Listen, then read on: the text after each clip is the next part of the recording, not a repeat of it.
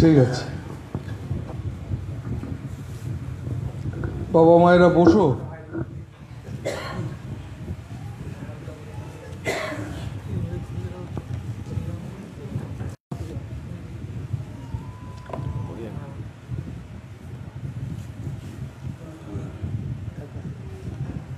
যাদের কোমরে ব্যথা আছে তাদেরকে অন্তত চেয়ারে বসতে দিস, কেমন?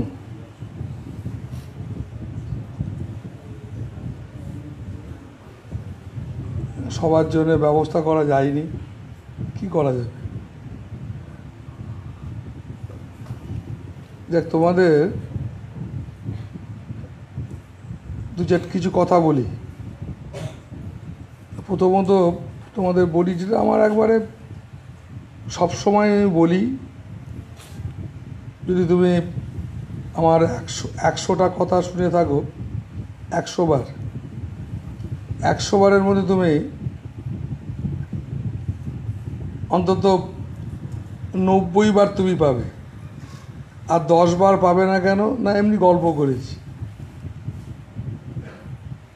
আর 90 বারই তুমি আমায় পাবে, এবং সেটা আমার একদম ছোটোবেলা থেকে। আর সেইটাই বলবো আর কি, এর বাইরে আমার কোনো কথা নেই। আর তোমাদের যেটা বলবো, যেটা বলি, সেটা শুধু আমি বলছি তা নয়, এটা আমাদের ভারতবর্ষে তথা পৃথিবীতে, বুঝলে, এরকম প্রচুর জন এসে বলেছে, এবং যারা বলেছে সবাইয়ের কথা সবাই তো শোনে না। ঠাকুর রামকৃষ্ণদেব তিনি খুব সুন্দর বলেছিলেন যে নরেনের কথা শোনে কেন জানিস? না, সে চাবরাস পেয়েছিল। চাবরাস পাওয়া মানে তার পরশ পাওয়া, তার পরশ, তার চেতনার রঙেতে রাঙা হওয়া। আর যেহেতু যারা এরকম পায় তারা হচ্ছে সব অনেক উন্নত চেতনার রাঙা, আর তাদের মধ্যে একটা সত্যি শক্তি থাকে, যে শক্তিটা পবিত্র শক্তি। আর সেই পবিত্র শক্তিটা মানুষ, সাধারণ মানুষ, যারা ছেলে মেয়ে বিষয়ী মানুষ, টাকা পয়সা, গাড়ি বাড়ি, এইসব নিয়ে যারা ব্যস্ত, তারা সেই শক্তিমান পুরুষদের কাছে গিয়ে তাদের থেকে তাদের পরশে কিছু কিছু শক্তির পরশ তারা পেয়ে যায়। পেয়ে গিয়ে কি হয়, তাদের এই জাগতিক যেগুলো চায়, ছেলে, টাকা পয়সা, ব্যবসা বাণিজ্য ইত্যাদি, এগুলো তাদের কিছু কিছু লাভ হতে থাকে। আর এই লাভ হওয়ার জন্যে কি হয় না, মানুষ এগুলোর পেছনেই ছোটে। আর এইভাবেই হাজার হাজার বছর ধরে, জানো, আমাদের দেশে বা পৃথিবীর মাটিতে হাজার হাজার বছর ধরে পৃথিবীর মাটিতে এই বৈষয়িক সুখ পাওয়ার জন্যে ছুটছে অসংখ্য মানুষ। আর খুব কম সংখ্যক মানুষ যারা আত্মিক উন্নতির জন্যে যারা গুরুত্ব দিচ্ছে। আত্মিক উন্নতি মানে আধ্যাত্মিক উন্নতি, আত্মার উন্নতি, তো এই সংখ্যায় খুব কম। আর বেশিরভাগটাই সব তোমার এই চাই, আমার এটা চাই, সেটা চাই। তো সেই জন্যে এই স্বামী বিবেকানন্দের মতো মানুষ, এরাও সেই একই কাজ করতে এসেছিলেন।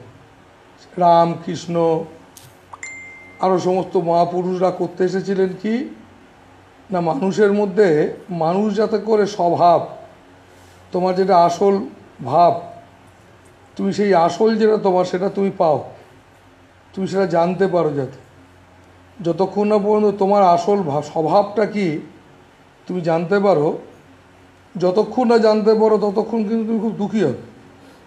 তুমি আমার কাছে আসছো, বলে যে তুমি একবারে কোনোদিন মরবে না, বা তোমার ছেলে মরবে না, মেয়ে মরবে না, অল্প বয়সে স্বামী হারা হবে না, এর গ্যারেন্টি আমি তোমায় দিতে পারবো। আমি একদম বলতে পারি, কেননা আমি কুসংস্কারী নই। ঠিক এই কথাটাই আমাদের মহাপুরুষরা গীতায় ভগবান অর্জুনকে বলেছেন, অর্জুন এরা সবাই মরা, মৃত, এদের সঙ্গে যুদ্ধ করো। কাদের সঙ্গে? জ্যাঠা, কাকা, ভাই, এদের সঙ্গে লড়াই করতে। তখন অর্জুন ঘাবড়ে গেছে, কাদের সঙ্গে আমাকে যুদ্ধ করতে বলছে? এরা আমার পিতা পিতামহ, এদের সঙ্গে কী করে যুদ্ধ করবো আমি? এদেরকে মারা যায়। তখন অর্জুনকে বলছে, অর্জুন তুমি ঘাবড়ে গেলে, দেখো সবাই মরা, সবাই মৃতপ্রায়, সব মরে গেছে, মৃত। কেন বলছেন? কিন্তু অর্জুন বুঝতে পারছে না। অর্জুন দেখছে সত্যি, তার জ্ঞান দৃষ্টি দিয়ে অর্জুনকে যখন তথ্য দিচ্ছে। তোমাকে যদি আমি একটু এর উপরে তত্ত্ব বলি, তুমি চুপচাপ যদি শুনতে থাকো, তোমার ছেলে বউ ছেড়ে দিয়ে, তোমার চাকরি, তোমার ব্যবসা, তোমার মানসিকতা থেকে সব সরিয়ে দিয়ে তুমি যদি শোনবার জন্য বসে থাকো, তাহলে তুমি আমার কথা হয়তো 2-4 বছর পরে একটু বুঝতে পারবে। আর তুমি যতক্ষণ তোমার ছেলে মেয়ে, সংসার, টাকা, গাড়ি, চাকরি বাকরি এইসব মাথায় নিয়ে তুমি আমার কথা শোনো না কেন, তোমার ফরজোর কী হতে পারে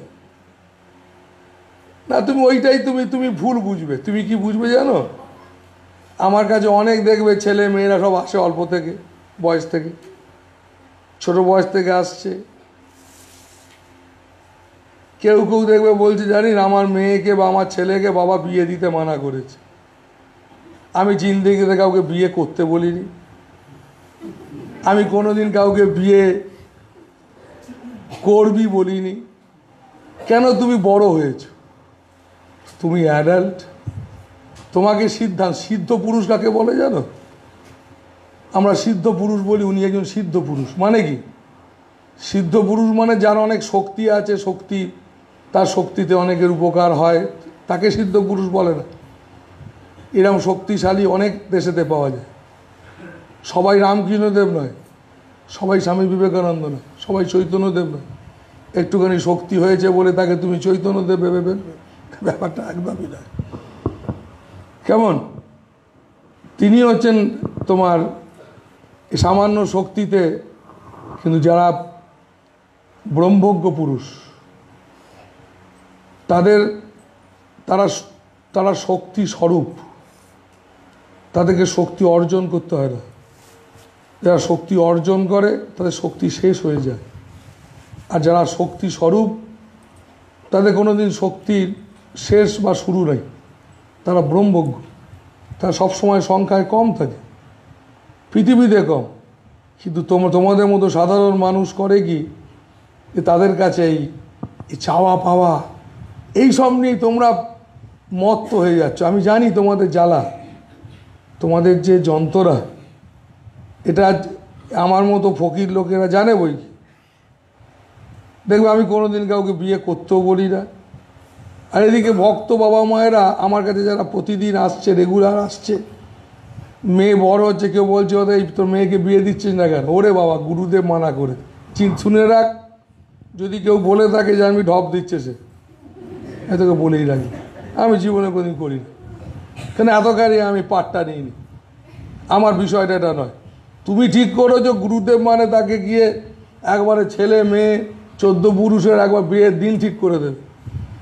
এটা গুরুরা করেছে, যাদের ফ্যামিলি ছিল, বউ বাচ্চা ছিল, যারা বউ টৌ ছিল, ছেলে মেয়ে ছিল, তারা পরবর্তী জীবন আমাদের ব্যাসদেব, এরকম ধরনের অনেক সাধু মহাত্মা যারা ছিলেন, ব্রহ্ম জ্ঞান লাভ করেছিলেন, তারা তোমার ওই কি বলে এসব করেছে। কিন্তু যারা সন্ন্যাসী মানুষ, যারা বাচ্চা থেকেই যারা সংসারের সঙ্গে যুক্তই নয়, তারা এসব, তাদের কি মতলব? তারা ঈশ্বর ছাড়া চেনে কি? একজন দেখবে রাম রাম বলে আচার্য হয়, আর একজন দেখবে রামায়ণ পড়ে আচার্য হয়। যে রামায়ণ পড়ে আচার্য হয়, সে রামের একবারে কোথায় কি, কোন পাতায় কি করেছিল সব সে জানে, তার মুখস্থ ঠোঁটস্থ। তাকে প্রশ্ন করলে সে উত্তর দিতে পারে। সে বলবে যে এই ছিল এই ঘটনা, বা রামের এতগুলো নাম ছিল। আর যে তোমার রাম রাম রাম রাম রাম রাম রাম রাম বাচ্চা থেকে করছে, তাকে যদি গিয়ে জিজ্ঞেস করো সেই আচার্যকে যে চাচা বলুন তো রামের কটা নাম ছিল, সে প্রথমেই বলবে দেখ বাবু, আমি রাম ছাড়া কিছু বুঝি না, এই রাম একটাই নাম, এটাই বুঝি। তো সেই কারণে তিনি হচ্ছেন ব্রহ্মজ্ঞ, যার জীবন রামময়। তো সেই রকম রামময় জীবন যাদের, তারা কোনোদিন তোমার বিয়ে হোক না হোক এর সঙ্গে থাকবে। তোমরা কল্পনা করছো, তুমি বিষয়ী মানুষ, তুমি এখান থেকে বেরিয়ে গিয়ে তুমি তোমার বিষয়ের মতোই তুমি তোমার মতো করেই সেটাকে ঘুরছো ফিরছো দেখছো দাঁড়াচ্ছ। তো সেই কারণে তোমাদেরকে আমার বলার বক্তব্য এইটাই যে এই শেকড় বাকড় জড়িবুটি আমি দিই না কেন, আমি হাত ফাত দেখি না কেন, ভাগ্য টাগ্য আমি বলি না, আমি জানলো বলে। আমি যদি দেখতে পাই কেউ 15 দিন পর মরে যাবে, তাকে আমাকে যদি জিজ্ঞেস করে বাবা এ কতদিন বাঁচবে, প্রথমেই তাকে বলবো তুই 85 বছর বেঁচে থাকবি। আমি জানি তো 15 দিন পর মরে যাওয়ার পর ওর বাড়ির লোকেরা বলবে যে দেবানন্দ বাবা এত বড় মহাত্মা, তিনি আমাকে বলে গেলেন 25 বছর বাঁচবে, তাহলে তার কথার তো কোনো দাম রইল না। তুই এটা আমায় বলবি, তুই ভালো কোনো দিন বলতে পারবি? তোকে যদি আমি প্রচুর দিই, কেউ যদি দেয়, তোর বাপ মাও যদি দেয়, তুই দিয়েই বলবে দাও দাও দাও দাও দাও, তুই তো মানে চাইবার মানে দাও শুধু, তোকে শেষ করতে পারবে কোনোদিন? কিন্তু আমি খুশি কেন? তাই আমি বললাম কেন না 15 দিন বাঁচুক, যেন বীরের মতো বাঁচুক। তারা মরে তো যাবি, বেঁচে ভালো আনন্দ করে বাঁচ, মরে তো যাবি। আর মরে গেলে তুমি যেমন আহাহু করছো, আমি করছি না। কিন্তু কেন করছি না? না শোক তো সন্ন্যাসীদের গ্রহণ করার জিনিস নয়। শোকার জন্য তো সন্ন্যাসী হয়নি, তোরই শোকের জন্য সন্ন্যাসী হয়েছে। তো সেই কারণে যে তোমাদেরকে এটাই বলছি যে সংসার এটা একটা খেলা, এই ভগবানের এটা লীলা ক্ষেত্র, বুঝলে? এই বৃন্দাবন গিয়েছিলাম, বৃন্দাবনেতে লীলা করতেন। লীলা মানে খেলা। এই জগৎ সংসারটা একটা বিশাল বড় লীলা ক্ষেত্র, যেখানে খেলা চলছে। কিন্তু খেলাটা তুমি খেলতে জানো না, তুমি খেলাটা খেলতে জানো না, তুমি খেলতে তুমি শেখোনি, তার জন্য প্রতিনিয়ত তুমি ধাক্কা খাচ্ছ, পড়ছো, উঠছো নানানভাবে। তুমি সব থেকে বড় কথা, উল্টো দিকে না দেখে নিজেকে দেখো, তোমার দোষ কি, তোমার গলতি কোথায়। এই নিজেকে গলতি খোঁজার নাম হচ্ছে নিজেকে জানার পথ শুরু হওয়া। তুমি কি নিজেকে তোমার ভুল খোঁজা শুরু করতে পেরেছো? শুধু 5টা শাস্ত্র পড়লাম, এ তো পড়ছেই মানুষ, হলোটা কি, লাভ কি হলো? আমাদের সারা পৃথিবী আজকে কেঁদে বেড়াচ্ছে, লাভ কি? লাভ কেন হয়নি জানো? না তোমরা কোয়ালিটিতে বিশ্বাস করো না, তোমরা কোয়ান্টিটিতে বিশ্বাসী। তোমরা সামগ্রী জিনিসে বিশ্বাস করো, তোমরা গুণ কোয়ালিটি মানে গুণীকে বিশ্বাস করো না। কিন্তু আমাদের দেশ, আমরা গুণকে ভীষণভাবে, আমাদের সংস্কৃতি, আমরা কোয়ালিটির উপর ভীষণ গুরুত্ব দিয়েছি। কিন্তু আমরা কোয়ালিটিকে গুরুত্ব না দিয়ে আমরা কোয়ান্টিটিকে গুরুত্ব দিয়ে ফেলেছি। তো সেই জন্যে কী হচ্ছে না, তোমরা সাধু সন্ন্যাসীর কাছে আসছো, তার কাছে কোয়ালিটিকে কী করে অর্জন করবে? তোমার গুণ আছে, তোমার মধ্যে যেসব বাধা আছে, তোমার মনে হচ্ছে যে আমার এর জন্য হচ্ছে না, তার জন্য হচ্ছে না, অমুকের জন্য হচ্ছে না, এসব গুণ হচ্ছে না কেন? না তোমার কোয়ালিটি কোথায় ঘাটতি আছে। তো সেই ঘাটতিটাকে পূরণ করার জন্য মহাত্মার কাছে আসে। কিন্তু তুমি তা না করে কি করছো? কেন আমি সাধুর কাছে যাবো কেন? প্রথমেই তুমি কি বলবে যে দেবানন্দ আমার কথাই বলো।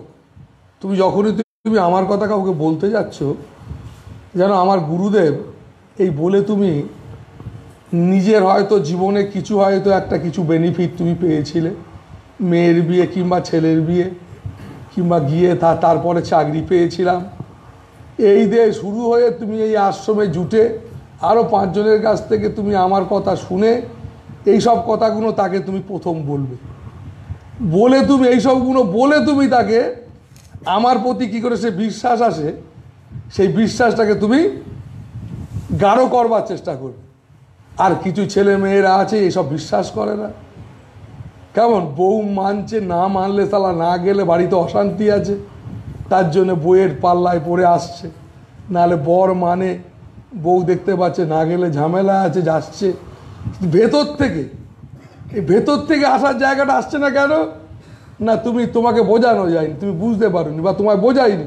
যে তোমায় বুঝিয়েছে সে তোমায় প্রথমেই বুঝিয়েছে, জানো দেবানন্দ বাবার এই ক্ষমতা, জানো দেবানন্দ বাবা এই করেছেন এই সমস্ত। আরে সেই লোকটা তো প্রথমে এসে দেখছে সোনার বালা পরে, হাফ গেরস্তি ড্রেস, কোনো সাধুদের কোনো ড্রেস নেই, একদম চকচকে ঝকঝকে একটা, নাকি একটা চকচকে ঝকঝকে একটা লোক, তাকে আমি গিয়ে প্রণাম কেন করব? কেননা তার মধ্যে এত শক্তি আছে, এই সমস্ত বলে তাকে তুমি নিয়ে আসছো। কিন্তু এভাবে কোনো দিন হবে না, এভাবে কোনো দিন তোমার মধ্যে পরিবর্তন আসবে না। তুমি ভিড় করে আসছো আমার কাছে, আমি তোমাকে বলছি কেন? এই কারণে বলছি, তুমি যদি আমার কাছে না আসো আমি ফকিরি করতাম। আমার জীবনটা দেখো, ছোটোবেলা আমি কোনো মঠ মিশন থেকে আসিনি, এবং কোনো বাচ্চা বাড়াতে কোনো আশ্রমে থাকিনি। আমার জীবনে আমি আশ্রমবাসী নই তো। আমার 40-42 বছর হয়ে গেল, ঘর ছেড়েছি। তোমার জীবনে কোনো দিন আমি আশ্রমবাসী কোনো দিন হইনি। আমি তোমার ঘুরে বেড়াতে বেড়াতে আশ্রম করেছি, সেখানে আমি থাকি, সেখানে আশ্রমবাসী যারা থাকে তারা থাকে, ব্যাস। তোমরা আসা যাওয়া করো। কারণ সেই আমার জীবন হচ্ছে এক জায়গা থেকে আর এক জায়গায়, সারা দুনিয়ায় কোথায় থাকবো, কোথায় গেলে শোবো, এবং কোথায় মঠ মন্দির আছে কিনা, মন্দির আছে কিনা, এইসব খোঁজ খবর কোনো দিনই করিনি। এইভাবে জীবন আমার কেটেছে। তো সেই কারণে সেই কাটা জীবন থেকে তখন আমি কোনো দিন কারোর কাছে চাইনি, এখন আমি চাই না, কোনো দিন না। কেন? কিন্তু তোমাকে কিছু বলার আছে। আমার নিজের একটা ব্যক্তির জন্য এত প্রয়োজন নাই, শুধু আমার বলার আছে।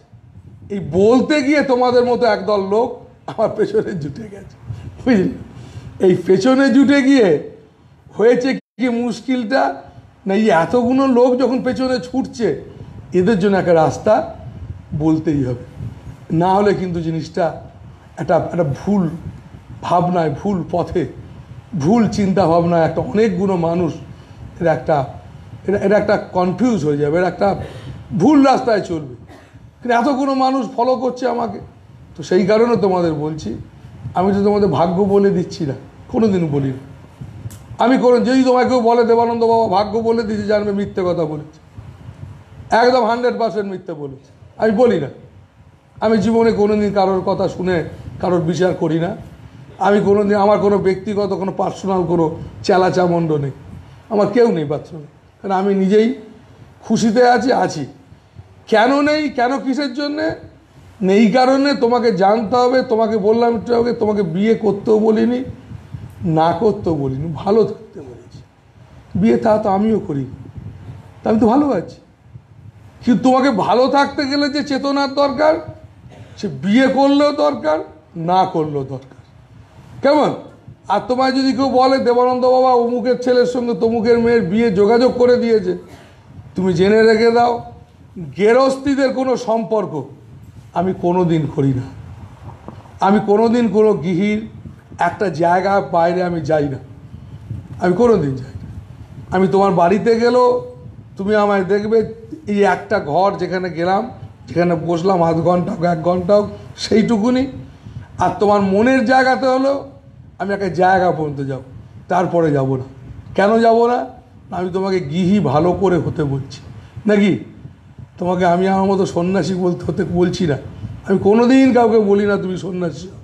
যদি আমি সন্ন্যাসী হওয়ার জন্যে, সাধু হওয়ার জন্যে নিজে যদি বলতাম, আমার আশ্রমেতে গাদাকে গাদা তোমার গেরুয়াধারী ছেলে মেয়ে দেখতে ঘুরে বেড়াতো। তাই বলি না। কেন বলি না? এটা ভেতরের ব্যাপার, এটা একটা কাহিনী, গল্প কথা নয়।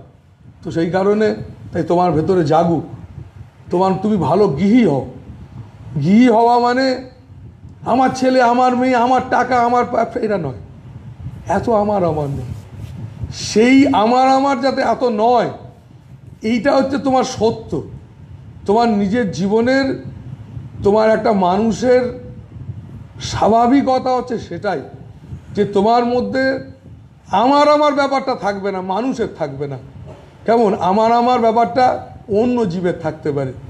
মানুষ চেতনা, মানুষ মানে যার মধ্যে বিকাশ আছে, মানুষ মানে যার মধ্যে ত্যাগ আছে, প্রেম আছে, আনন্দ আছে, এই কোয়ালিটিগুলো যার আছে, এই কোয়ালিটিগুলো যার মধ্যে আছে তাকে মানুষ বলে। এই কোয়ালিটিগুলো যাতে তুমি ধরে রাখতে পারো, তার জন্য তুমি আমার কাছে এসছো, তার জন্য তোমাকে বলছি আমি, তার জন্য আমার আশ্রম করা।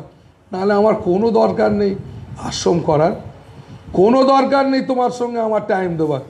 একা পেটের জন্যে ও বছরে একদিন সময় দিলেই হবে। কিন্তু আমার যে প্রচুর খিদে, আমার খিদে প্রচুর। কি খিদে না, তুমি কবে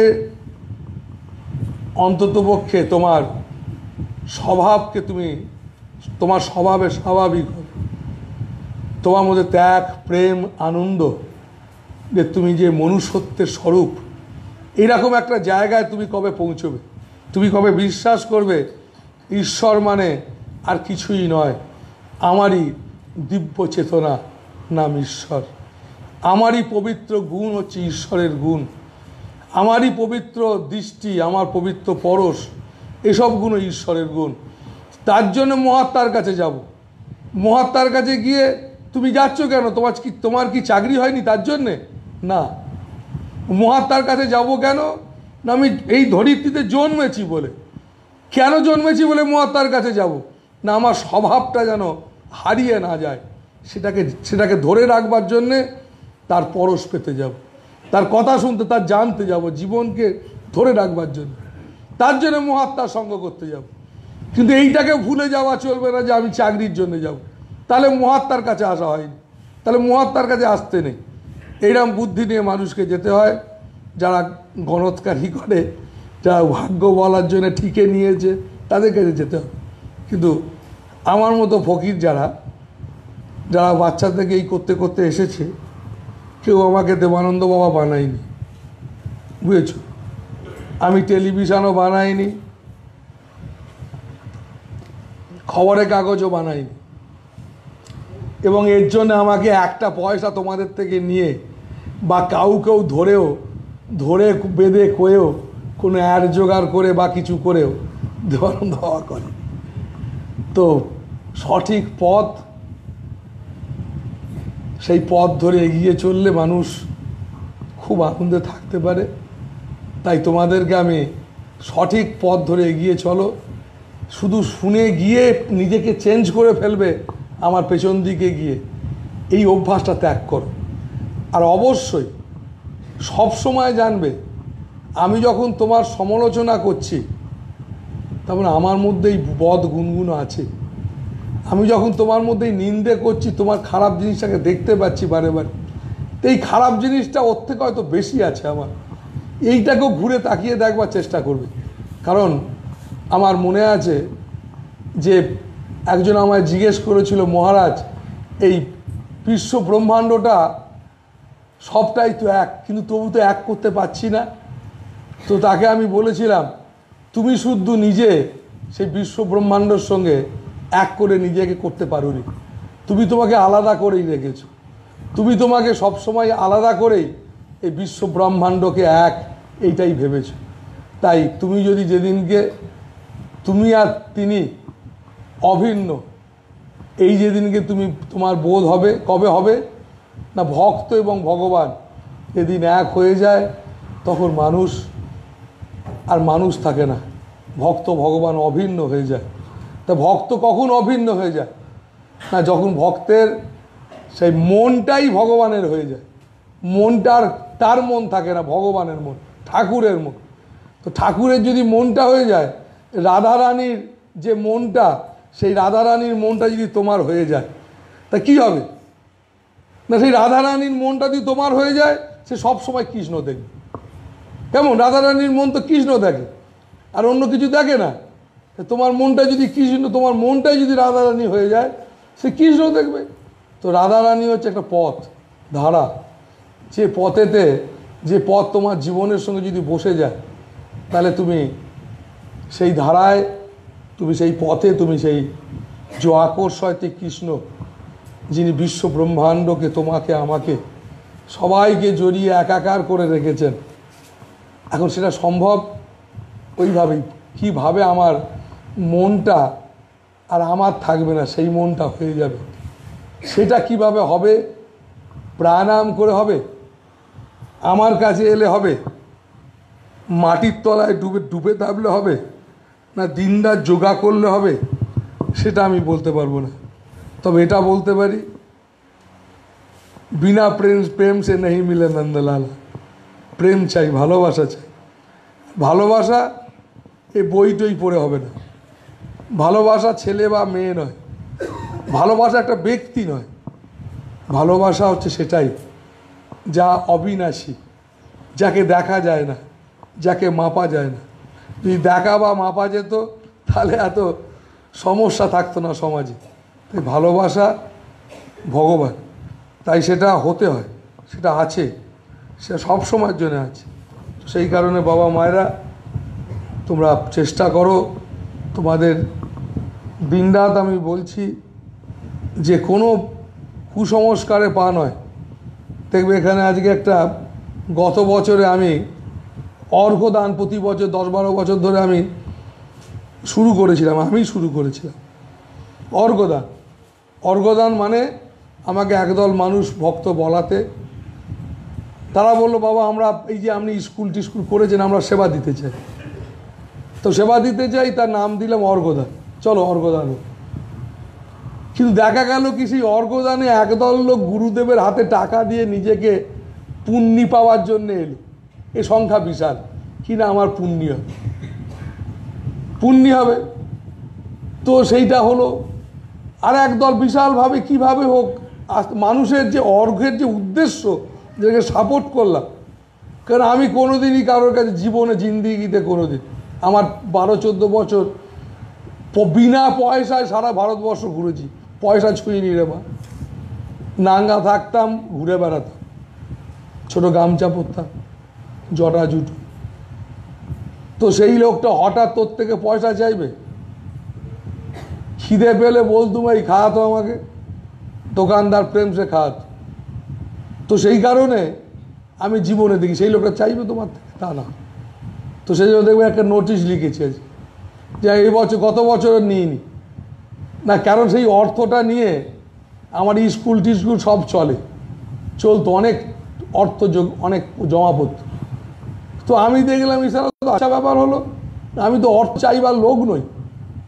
আমি তোমায় কিছু বলতে চাইছি, তোমার দরকার, তোরই আমার দরকার আছে, তোমার জন্য এই আশ্রম করেছি। আমি তো গঙ্গার ধারে তাকালো। তো সেই কারণে গত বছরে মে মাসে আমি বললাম না আমি টাকা নেবো না রে, তুই এমনি আছিস। তো অনেক মানুষ আমাকে দুঃখ করে বললো বাবা আমরা প্রতিদিন আসছি, প্রতিদিন ডাল ভাত খাচ্ছি, আপনি একটা পয়সা নিচ্ছেন না, কি চলবে কি করে? তাদের চিন্তা পড়ে গেল। যে করেছে তার কোনো চিন্তা নেই, সবাই চিন্তায় পড়ে গেল।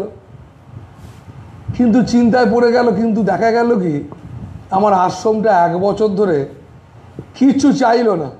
1 মাস পরে তুই যেমন সেবা দিস, প্রাণ চাই দিতে পারিস, নাও দিতে পারিস। কি দেখা গেল কি না, আশ্রম খুব আনন্দ করে চলে গেল, মহান কি সুন্দর উৎসব হলো, কোনো মানুষের কাছে চাইলো না।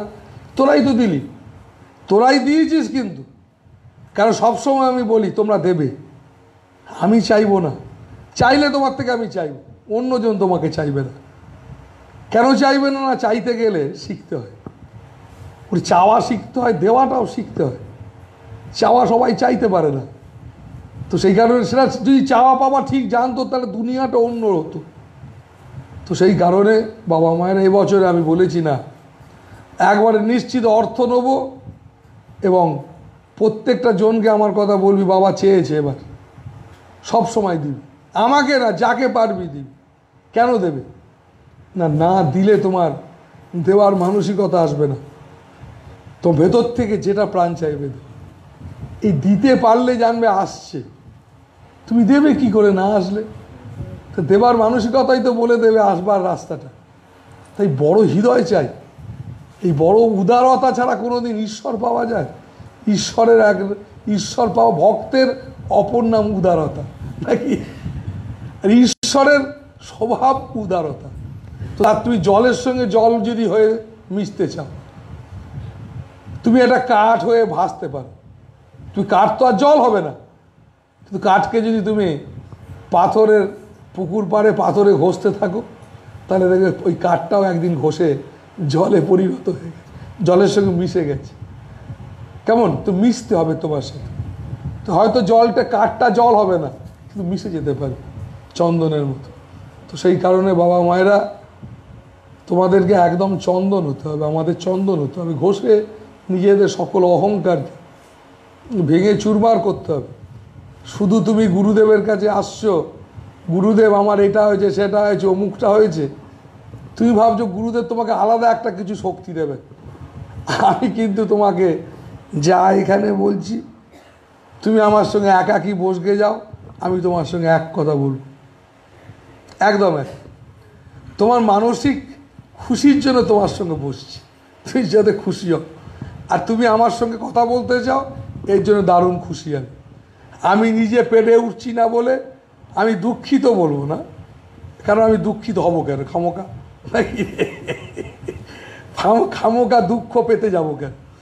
তোর সঙ্গে কথা বলতে না পেরে আমি নিজেকে ধন্য মনে করি। ধন্য মনে করি জীবনে পড়াশোনা করিনি, জীবনে কোনো মঠ মিশনে থাকিনি, গুরুদেবের কাছেও বেশি দিন থাকিনি, যা 2-4 দিন। তো গুরুদেব শুধু একটা বলেছিল, জীবনে কোনো দিন কারো দোষ দেখবি না। সত্যি তো, সারা দোষ দেখতে যাওয়ার আগে নিজের দোষ খুঁজবি। এ খুঁজতে গিয়ে দেবানন্দ বাবা হয়ে গেছে, বুঝলি? শুধু এইটা খুঁজতে গিয়ে পরের লোক দোষ, পরের দোষ দেখবি না, শুধু এইটা নিজের দোষ খোঁজ। এই করতে গিয়ে আমি দেবানন্দ স্বামী হয়ে গেছি, শুধু এই কাজটা। তা তোমরা একটা, যে কোনো আমার একটা কথা শুনে তোমরাও তোমাদের গেরস্থ জীবনটা, তোমার ছেলে মেয়েকে, তোমাকে শুনিয়ে তোমরাও ভালো থাকো। একদম গল্প করতে যেও না যে বাবা বিশাল শক্তিশালী, তাকে শক্তিশালীটাকে প্রমাণ ওইভাবে করো না। এটাকে শক্তিশালী বলে না। শক্তিশালী দেখবে বিবেকানন্দ কিন্তু আমরা দেখতে পাচ্ছি না, আমরা প্রচুর সাধু সন্ন্যাসীদের নাম পাচ্ছি, বড় বড় সব বিশাল বিখ্যাত ব্যক্তিদের সব নাম পাচ্ছি, টিভি খুললেই শুনতে পাচ্ছি। স্বামীজির ওই হৃদয় কারোর কাছে পাচ্ছি না। কেন পাচ্ছি না? না, সেটা কিন্তু অত সহজ নয়। সেটা একটু একটু করেই জীবনটা এরকম হতে হয়। তাই সেটা একটা আধ্যাত্মিক জীবন। তো সেই রকম জীবন সেটা গড়ো, যাতে তুমি সত্যিকারের পাক্কা গৃহী হও। আর গৃহী হওয়া মানে আমার ছেলের বন্ধু, শুধু আমার ছেলের বন্ধু কেন, আমারও সন্তান, নিজের সন্তান এবং পাশের বাড়ির মেয়েটা আমার মেয়ের বন্ধু, সেও আমার সন্তান। কোনো মতে তাকে আমি ওর মেয়ে বলে অন্য দৃষ্টি দিয়ে ভাবতেই পারবো না। এইটাই তো শিক্ষা, তাই না? এইটাই তো চেতনা, এইটাই তো আধ্যাত্মিক ভাবনা। তো এই যে ব্যাপারটা, তা আধ্যাত্মিকতাতে আমরা ডুবতে পারি। তাই যেদিন থেকে তোমার মধ্যে নিজের যে ভুল, নিজের যে ত্রুটি, এটা খোঁজবার যেদিন থেকে তুমি শুরু করলে, সেদিন থেকে তুমি জানলে যে না, তুমি পা দিয়েছ। আর তুমি যেদিন থেকে তোমার ত্রুটিটাকে খুঁজে পাওয়ার চেষ্টা করবার জন্য তুমি লাগোনি, তুমি জানবে তুমি শুধু ওই বুদ্ধিই লাগিয়েছো মাত্র। আর সেই বুদ্ধিটা বড় ক্ষণস্থায়ী, কারণ বুদ্ধির সঙ্গে যদি হৃদয়ের সম্পর্ক না থাকে, কোনো দিন সেটা সাকসেস হয় না। তাই জীবনে বুদ্ধি এবং হৃদয়, এই দুটো একসঙ্গে মিললে হয় প্রেম। তাই একটা পাখির দুটো ডানা যখন ব্যালেন্স হয়, তখন পাখি উঠতে পারে। তোমার যখন এই জীবনের ডানা বুদ্ধি এবং হৃদয় যখন তোমার সুন্দর করে উঠতে থাকবে, তখন দেখবে তোমার জীবন, তোমার সংসার সবটা তোমার ভালো হবে। আর তুমি যতক্ষণ বসে থাকবে, মিরাকেল ঘটে যাবে এরকম সাধুদের কাছে গেলে, ততক্ষণ তুমি পস্তাতে লাগবে। এই যে তোমায় বললাম, আমি যদি 15 দিন দেখি, যে 20 দিন দেখি, ইয়াং ছেলেই দেখি, আর 90 বছরের বৃদ্ধও দেখি, আমার পরম ভক্তও যদি দেখি, যে শালা মরে যাবে রে, আটকানো যাবে কি না, তাকে বুঝিয়ে বললাম যে ভাই এইসব করতে লাগ, আটকে যা। আমি তাকে আটকে যাবার কথা বললে তো তারা মুশকিল আছে। তাকে বুঝিয়ে বললাম, ওরে সময়টা ভালো নয়, সব কর। সে করে বেঁচে গেল তো বেঁচে গেল, তাকে কি করতে বলবো জানিস? আমি তোকে বলে দিচ্ছি কি করতে বলবো। অতি সামান্য যে কোনো বিপদ আপদ যা কিছু আসুক, তোর বাড়িতে যদি 1000 বছরের গাছ থাকে, সেই গাছে শেতলা ঠাকুর আছে, অমুক আছে, তাই আছে, গাছ লোকে কাটতে পারছে না, গাঁ শুদ্ধ, পাড়া শুদ্ধ, দুনিয়া শুদ্ধ, তুই আমার কাছে এসে যা, তোকে আমি বলে দেবো গাছটা কাল কেটে দিবি, ওখানে কিছুই নেই। কেন? আমি বিশ্বাস করি না। যদি থাকে ভূত থাকবে, সেটা ভূত মানে তো ভগবান নয় নাকি? ভগবান তো সব জায়গাতে আছে, সে দয়াময়, ভয় কিছু। আর কি বলবো, তুমি যদি দেখো যে আমার চরম বিপদ, আমার ছেলের ফাঁড়া এই সমস্ত আছে, আমি কি বলবো জানো তোমায়?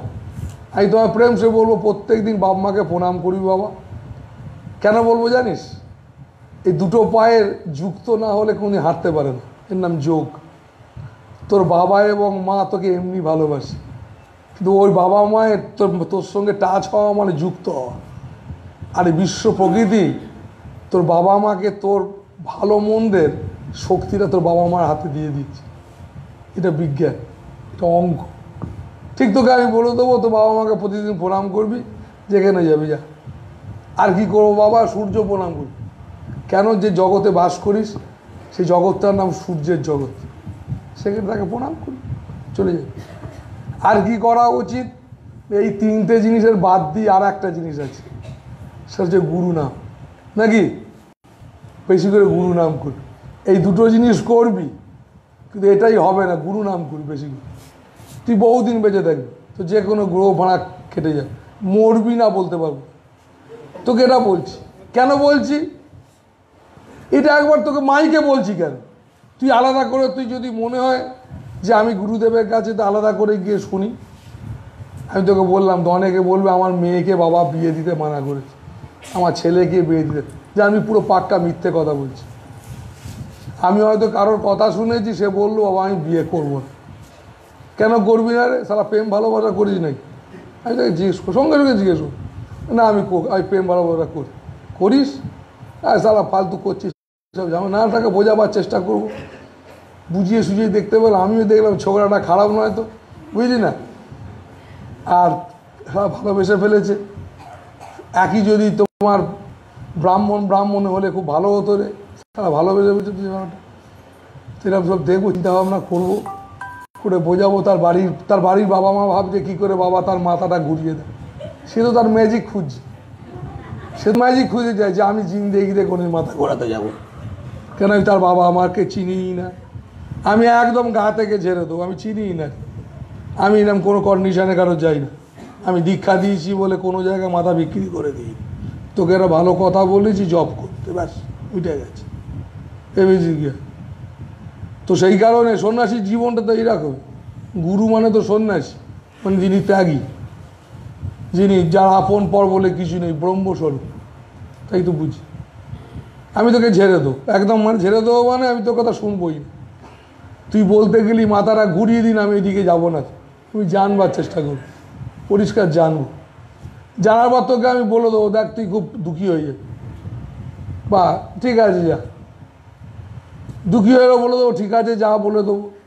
আর বাদ বাকি তোকে বলে দেবো, মাঝে মাঝে আসবি আমার কাছে। কেন আসতে বলবো জানিস? কারণ আমার কাজটাই হচ্ছে অ্যাওয়ারনেস। আমার কাজ হচ্ছে অ্যাওয়ারনেস, তোকে সজাগ করা, তোকে ভালো কথা বলা, তোর অনেক প্রশ্নের উত্তর দেওয়া, তোর মানসিক শক্তি জাগানো, এটা আমার কাজ। এটা বলবো, এটা যাতে তোকে কেউ দিতে পারবে না। যে তোকে দিতে যাবে সে তোর থেকে অনেকটাই চেয়ে, বুঝলি? ভয় অনেকটাই তোর আছে। তুই ছেলে হ, সুন্দরী দেখতে মেয়ে হয়ে যা, বউ হয়ে যা, টাকা অনেক থাক, শালা একটু বিপদ আছে। আমি তোকে বলে রাখছি। সেই জন্য আমি তোকে বলছি যে তোর মাঝে মাঝে সুযোগ পেলে এসে যাবে, এই জন্য বলা, আর কিছু নয়। আর এই যে তুই না এলে যে আমার আশ্রম চলবে না, উঠে যাবে, বেঁচে যাই, বুঝেছিস? উঠে যাবে, বেঁচে যাই। কারণ আমি তো অরিজিনালি জীবনটা আমার শুরু হয়েছিল, দেখ, ঘর ছেড়েছিলাম, কাঁচা ঘাস খাবো সারা, পরমাত্মাকে ডাকবো। কিন্তু আমি কাঁচা ঘাস পাতা খেয়েছি, যেদিন রুটি পেয়েছি মহা আনন্দ পেয়েছি। প্রভু তোমার একই দয়া। তো জীবন আমার শুরু ওখান থেকে। আমার জীবন আমি সোনার বালা পরে থাকলে কি হবে, আমার গলার আওয়াজটা কিন্তু সেইখান থেকেই বেরোচ্ছে। কোত্থেকে বলতো? সেই যে ঘাস খাওয়া জীবন। তার জন্য তোকেও ভুলে যাইনি, আমেরিকাতে যারা থাকে তাদেরকেও ভুলিনি, আর যারা আমার গ্রামে গঞ্জে যারা যেখানে থাকে ভুলি না। তুই মনে রেখে দিস তোর জায়গায় দাঁড়িয়ে, আর আমি আমার জায়গায় দাঁড়িয়ে থেকে মনে রাখি।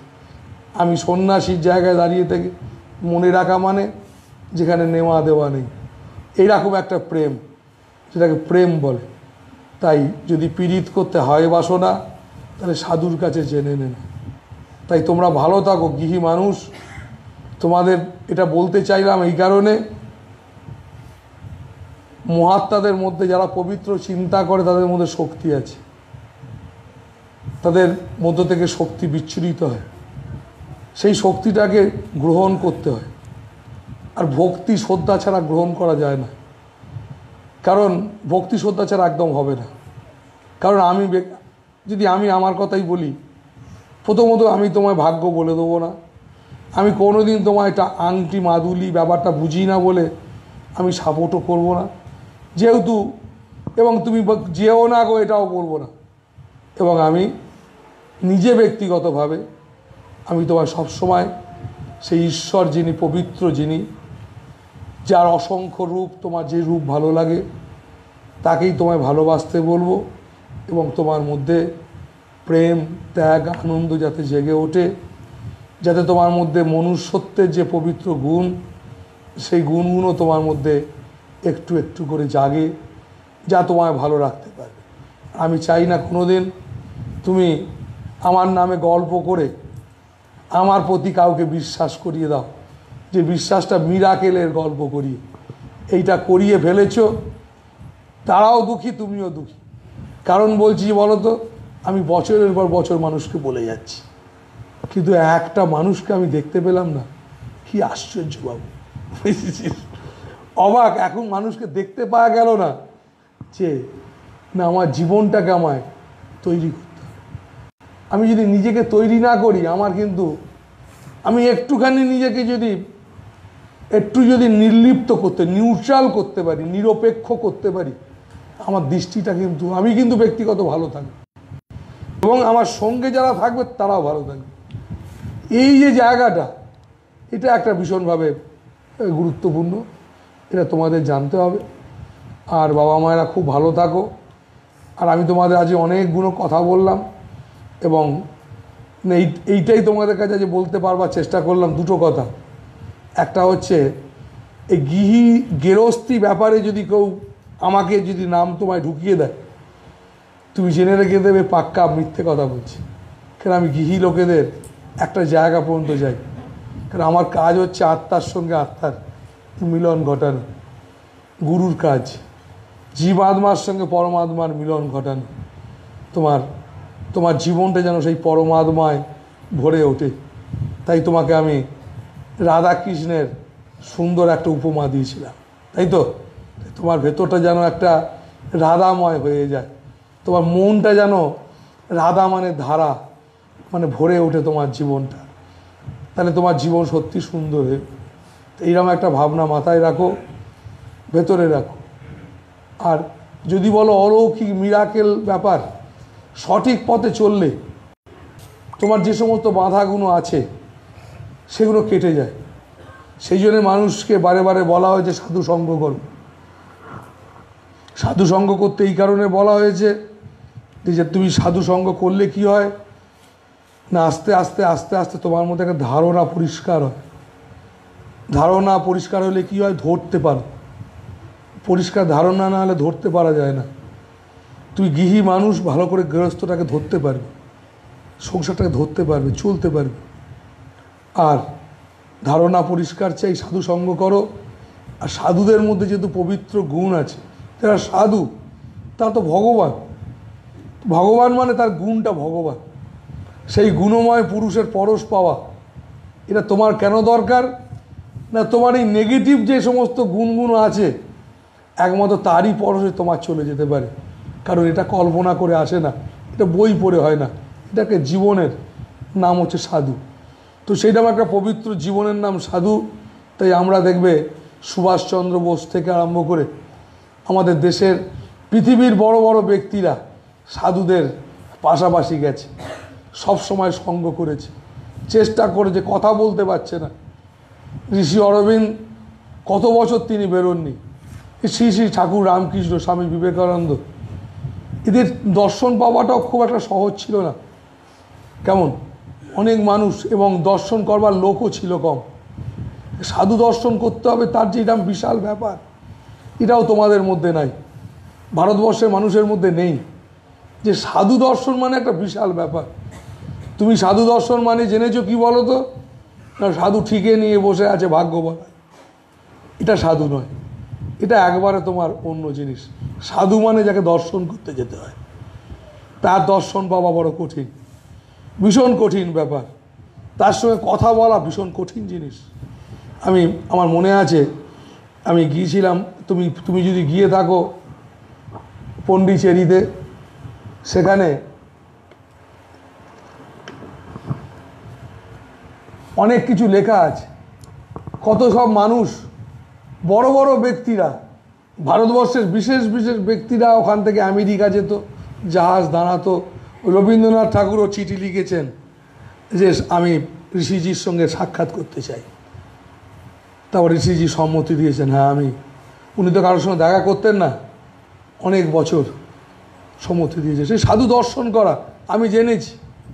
একজন সাধু, তিনি চম্বলে থাকতেন, যখন ঘুরে বেড়াতাম চম্বলের এই বিভিন্ন প্রান্তে সব হোটেল, ছোট ছোট ঘর তৈরি করা ছিল, জানিস? তিনি কখন যে কোন দিকে এসে হাজির হবেন কেউ জানে না, তাই প্রত্যেকটা জায়গায় এরকম অসংখ্য মানুষ বসে থাকতো, যে কোনো দিন 6 মাস 9 মাসে যদি কোনো দিন দেখা হয়ে যায়, এইরকম ব্যাপার। এই সাধু দর্শন একদম একদম সহজ নয়। তাই সাধু দর্শন যে কঠিন, কেন কঠিন? এই কারণে কঠিন, হ্যালো হ্যালো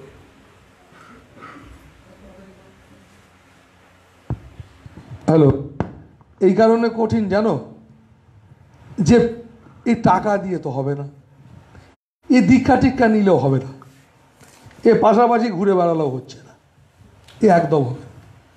সাধু মানে যিনি ফকির, যার আপন পর বলে কিছু নাই, তুই তাদের মতো লোকের কাছে তুই কি বুদ্ধি নিয়ে থাকবি? তোর এই জগতের জাগতিক যে বুদ্ধি, এই বুদ্ধি নিয়ে চললে থাকতে পারবি? ঠাকুর রামকৃষ্ণদেব, তার সঙ্গে যারা থাকতো, তারা কেশব সেনের জন্মদিন হচ্ছে, ঠাকুর বললেন আমি যাব, বলে তোমাকে নেমন্তন্ন করেনি, আরও সবাই যারা ছিল তাদেরকে আমন্ত্রণ করেছিল, বড় বড় ব্যক্তি। ঠাকুর বললেন আমি যাব, তবু তারা যাদের করেনি, ঠাকুর যাচ্ছে তাই তাদেরকেও যেতে হয়েছে ভালোবাসার খাতির। তো এই মহাত্মা ফকির মানুষ, তো সেই কারণে এদের দর্শন পাওয়া মানে, যিনি একজন, কাকে দর্শন পাওয়া জানো? বিকশিত পুরুষকে দর্শন পাওয়া, কামনা বাসনার অতীত। তুমি যা চাও, তুমি যা কল্পনা করো, তোমার যা বুদ্ধি, এর ঠিক বাইরে তিনি দাঁড়িয়ে আছেন, যার নাম বোধ। তাই বোধের জগতে যিনি থাকেন, এই বুদ্ধির জগতে দাঁড়িয়ে আছে সবাই, আর বোধের জগতে দাঁড়িয়ে থাকেন এই স্বামী বিবেকানন্দ, এই সমস্ত ধরনের মহাপুরুষরা। তাই বাবা মায়েরা, তাদের দর্শন পাওয়া বড় কঠিন, তাদের সঙ্গে কথা বলা। এই সমস্ত মহাত্মারা কি বলতো জানো? এদেরকে অনেকে বলতো ভীষণ অহংকারী, বাস্তব অহংকারী নয়। তুমি অহংকারী বলছো কেন বলো তো? তুমি এমন এমন জিনিসকে চাও, মনে করো তারও এটা আছে, তার জন্য এত অহংকার। বাস্তবিক তা নয়। তুমি যেগুলো চাও সেগুলো অনেক অনেক হাজার বছর আগে হয়তো পায়ের তলায় তারা ফেলে দিয়েছে। তার জন্যে তাদের তোমার অহংকার লাগে। এই স্বামীজির মতো মানুষকে কত মানুষ, কত বড় বড় ব্যক্তিরা তাদেরকে গরিব মানুষ বড় লোক বলতো, কি অহংকারী লোক রে বাবা। কেন? ত্যাগী মানুষ, ত্যাগী মানুষ, যার জগতে কোনো জিনিসটা প্রয়োজন নাই, তাকে অহংকারীর মতো লাগে, কিন্তু সে অহংকারী নয়। তাকে আমরা বলি কি অলংকারী, তেজস্বী পুরুষ। তাই তারা তেজ স্বরূপ। তাই যত মহাত্মা যারা এসেছিলেন, নাহলে কোনো দিন ঠাকুর রামকৃষ্ণদেবের মতো মানুষ, তিনি রানী রাসমণির যার খান যার পড়েন তার গালে চড় মারল। কেন? ঠাকুর রামকৃষ্ণ। কারণ ওরে আমি তোর খাই পড়ি না, বুঝছিস, আমার খাস পড়িস। এই ব্যাপারটা যখন চড় মারল তখন ও একটা অনুভব করতে পারল। এই অনুভূতির ক্ষমতা ছিল। তাই বাবা মায়েরা, তোমাদেরকে এত কথা বলি আমি বলছি কেন, তোমাদের মাথায় রাখতে হবে যে দেবানন্দ বাবা আর ঠাকুরে বলতে চাইছে আমি রামকৃষ্ণদেব, আমি চৈতন্যদেব, বিবেকানন্দ, একদম নয়। আমি ফকিরি করি, ফকিরি করি, এটা আমার কাজ। আমার অনেক শক্তি আছে, কি শক্তির এই প্রশ্নই আসছে না, কিন্তু এটা আমি ভীষণ বিশ্বাসী। আমার কাছে প্রচুর মানুষ ছুটে বেড়ায়, 99% এই একটাই বৈষয়িক সুখ নিয়েই ব্যস্ত। এই রাস্তাটা কিন্তু বড় দুঃখের, তার সাথে সাথে আধ্যাত্মিক পথটাও আছে তোমাদের জন্যেই। সেটাকেও যেন ছেড়ো না, নাকি? সেটাকে যেন ধরে রেখো। আর বৈষয়িক সুখ সেটাই যেন সব না হয়ে ওঠে। সব সময় জানবে, আমি তোমাকে এত খোলাখুলি বললাম যে তোমার শোক তাপ জড়া ব্যাধি, হে অর্জুন, অটল অচল অবিচল হও।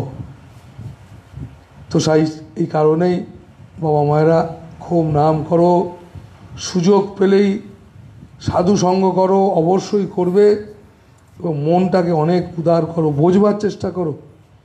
আর একদম গুরুদেব ব্যাপারটাকে নিয়ে গল্পের মধ্যে এসো না। আমি যখন শুনতে পাই আশ্রমে অনেকে ভাবে কি বলো তো, বাবা বোধহয় বোঝে না, কিন্তু আমি বুঝি তো। অনেকে বলে জানো, আমার মেয়েটাকে বাবা বলেছে 3 বছর পর বিয়ে দিতে। আমি কোনো দিন বলি না, আমি বলি না রে, বিশ্বাস কর। আমার মুখে শোন আমি কি বলি। তারা বলে কেন জানিস? শুধু আমার নামে দোয়াই দিয়ে পেরোবার জন্যে, যারা আমার কাছে খুব আসা যাওয়া করে। তো সে না, এটা করা চলবে না, নাকি? সত্যি কথা, সত্যি জায়গাটাতে এসো, একদিন কষ্ট পাবে, আফসোস করবে। কেমন? তাই জীবনটা বড় কিন্তু খুব সুন্দর, শর্ট, সময়টা বড় ছোট, তাই আনন্দ করো। সময়টা বড় ছোট, তোমার একদিনও কাটতে চাইছে না, এটাও তো বড় দুঃখের, তাই না? তাই তোমার সময়টা বড় ছোট, আনন্দটা যতটা পারো করো। তাই আধ্যাত্মিকতা মানেই আত্মার জাগরণ, নিজের বিকাশ তোমার মধ্যে হোক। ভালো থাকো, খুব আনন্দে থাকো। হরিও বাবা মায়েরা